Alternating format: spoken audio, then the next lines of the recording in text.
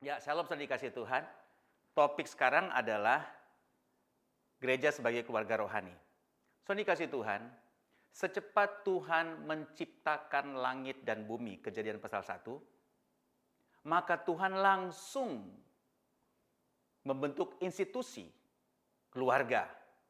Dalam hal ini Adam dan Hawa. Mengapa? Karena memang keluarga dibentuk Tuhan langsung dengan tujuan mengelola bumi yang Tuhan sudah ciptakan. Jadi sebenarnya keluarga adalah metode Tuhan untuk mengelola yang Tuhan sudah ciptakan, langit dan bumi.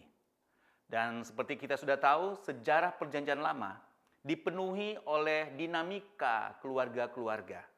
Keluarga-keluarga para nabi, keluarga raja-raja, Yehuda dan Israel, dan seterusnya.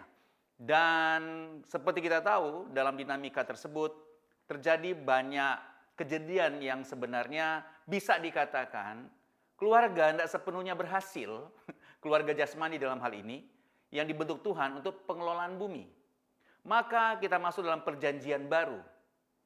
Yesus sendiri kemudian membentuk institusi yang kedua, namanya institusi keluarga rohani, yaitu gereja. So dikasih Tuhan, Miles Monroe bilang begini, God's big idea. Apa itu? Gereja. Matius 16 ayat 18. Inilah God's big idea atau ide besar Tuhan. Dan aku pun berkata kepadamu, engkau adalah Petrus, dan di atas batu karang ini aku akan mendirikan jemaatku dan alam maut tidak akan menguasainya. Kepadamu akan kuberikan kunci kerajaan sorga. Apa yang kau ikat di dunia ini akan terikat di sorga, dan apa yang kau lepaskan di dunia ini akan terlepas di sorga. Itu dia. Itu adalah ide besar Tuhan, yaitu gereja. Mengapa dia ide besar Tuhan? Karena diberikan otoritas yang hebat dan akses yang luar biasa. Nah, di ayat ini kebanyakan orang fokus pada kata jemaatku yang terkenal dengan bahasa aslinya eklesia. Seperti saudara tahu, kata eklesia sudah terlalu sering dibahas dan ditulis bukunya untuk memberikan pencerahan kepada gereja, seperti apakah gereja itu. Tapi ada satu kata yang sangat penting dan esensial yang menurut saya kurang dibahas. Bahkan saya belum pernah melihatnya di buku-buku. Kata itu adalah persis satu kata sebelum jemaatku atau eklesia. Kata itu adalah mendirikan. Kata mendirikan dalam bahasa asli oikodomeo. Oikos dan domain. Artinya secara harafiah mendirikan atau membangun rumah.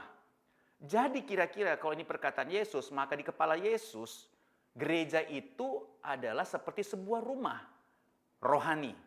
Maka Allah Bapa, Kejadian pasal 1, membentuk keluarga jasmani dan Yesus membentuk keluarga rohani. Mengapa ini penting? Supaya kita sekarang berkeluarga rohani, bergereja, menurut Matius pasal 16-18 ini, seperti halnya berkeluarga secara jasmani. Dan kita semua produk keluarga. Tidak ada satupun yang tidak berasal dari sebuah keluarga. Jadi kita mengerti maksudnya berkeluarga.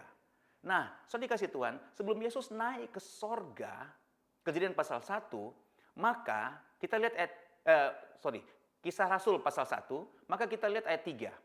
Kepada mereka yang menunjukkan dirinya setelah penderitaannya selesai, dan dengan banyak tanda ia membuktikan bahwa ia hidup. Sebab, perhatikan, selama 40 hari ia berulang-ulang, 40 hari berulang-ulang menampakkan diri dan berbicara kepada mereka tentang kerajaan Allah.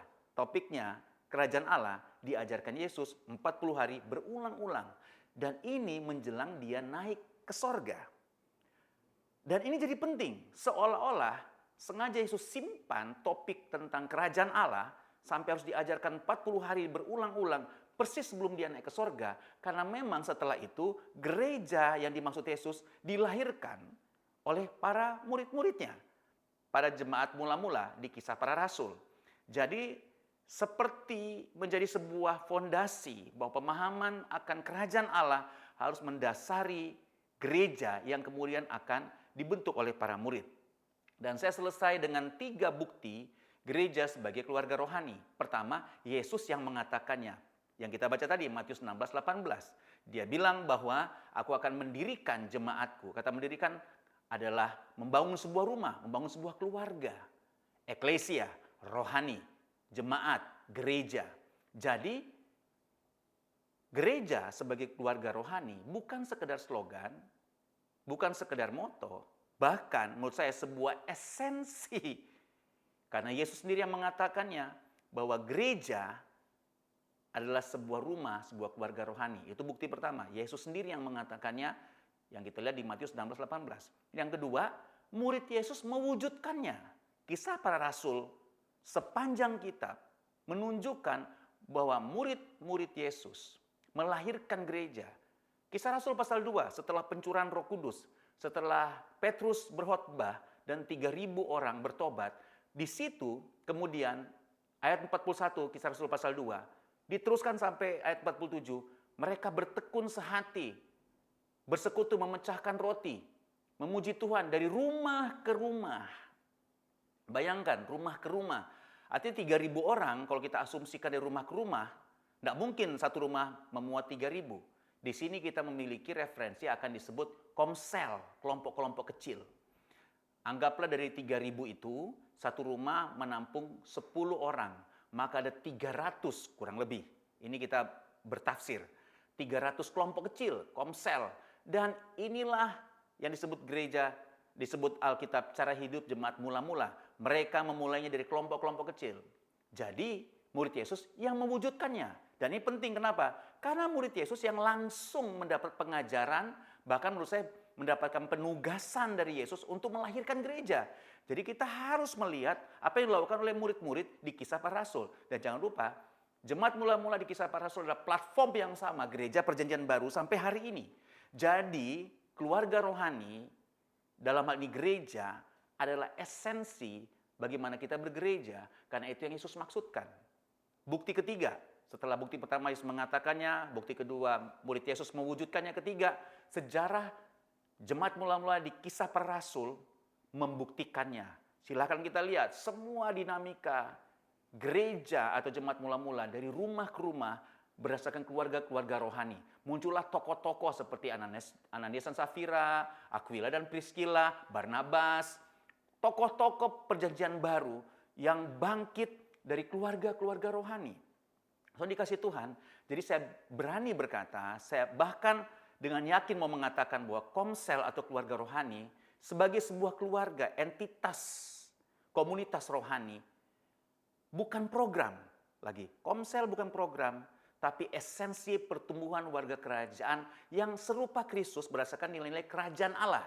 Demikianlah kesimpulannya. Karena sebelum Yesus naik ke sorga, dia berulang-ulang mengajarkan tentang kerajaan Allah, dan gereja yang dia maksudkan adalah gereja yang merupakan keluarga rohani, oikodomeo, eklesia. So dikasih Tuhan Yesus, maka sekali lagi, komsel atau keluarga rohani, dia bukan program, apalagi sekedar moto atau slogan. Dia esensi pertumbuhan. Bahkan saya berani bilang, tidak berkeluarga rohani, dalam arti berkomsel, keluarga kan kelompok kecil ya, tidak bisa tumbuh. Karena memang gereja didesain bertumbuh dalam sebuah keluarga rohani. Kenapa keluarga? Kita bisa konflik, kita bisa bermasalah, tapi kita keluarga, so dikasih Tuhan. Demikianlah ini maksud Yesus, bagaimana gereja bisa bertumbuh. Maka kita harus benar-benar memperhatikan komsel bukan sekedar program, sekali lagi. Dia main program, dia esensi.